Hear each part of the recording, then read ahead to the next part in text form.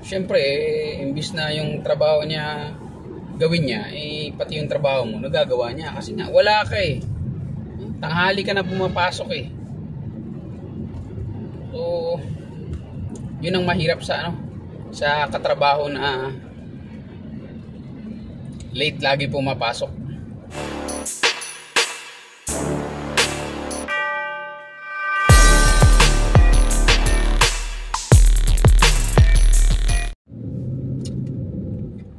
Yo, what's up mga katigasin? Good morning, good morning, good morning.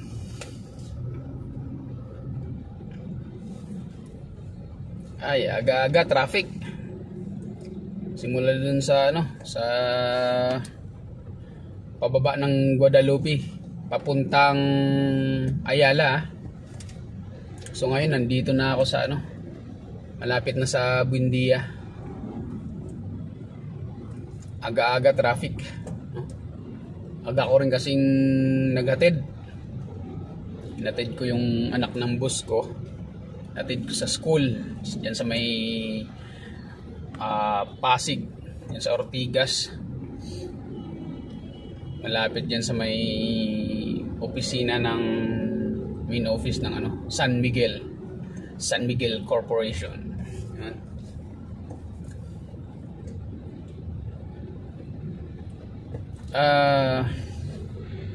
Siyempre mga katigasin, siyempre pag umaga, pag maaga ang pasok natin, nakakagawa pa tayo ng mga dapat nating gawin, di ba?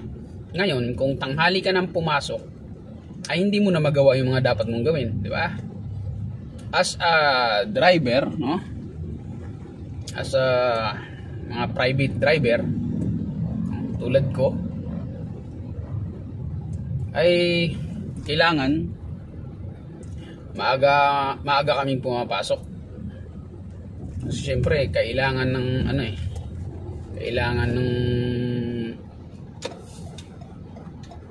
lumakad ng maaga ng mga boss mo di ba? At syempre bilang isang trabahador, alam mo dapat yung obligasyon, alam mo dapat yung obligasyon mo bilang isang trabahador na kailangan mong maaga pumasok para hindi naman hindi naman nakakahiya. Kasi pag late ka na pumasok, nakakahiya naman talaga sa mga kasama mo, di ba? Kaya kailangan maaga kang pumasok. Kasi yung mga dapat mong gawin nagagawa na ng kasama mo. Kasi late ka na akala nila hindi ka papasok late ka na kaya gagawin na lang nila. At saka minsan kung sino pa yung malayong inuuwian, yung malayong pinanggalingan, yun pang maaga pumapasok. Pero ikaw na malapit ang inuuwian mo, malapit lang sa trabaho yung bahay mong tinitirhan mo, late ka nang pumasok. May ganun talaga, may ganun talagang tao mga katigasin. Bakit kaya ganun? Sarili lang nila iniisip nila Parang hindi nila naisip na perwisyo din yun sa katrabaho nila.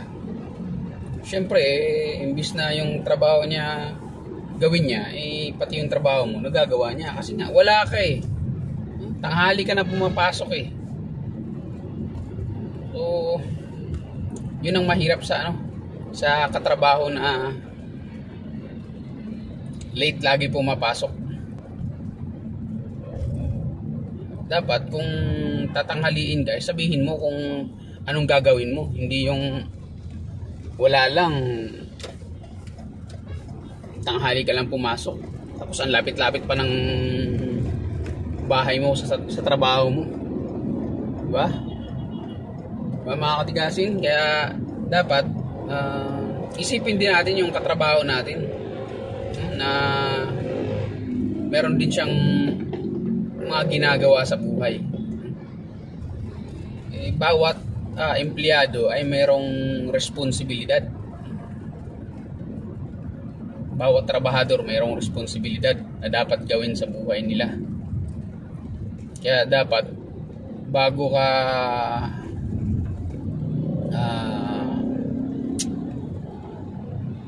parang hindi mo isipin yung oras mo bago mo gawin yung mga bagay na hindi maganda sa mga kasama mo, iisipin mo muna, no? Kung ano ang idudulot nun sa iyo at sa mga kasama mo, para naman hindi kayo nagkakasamaan ng loob.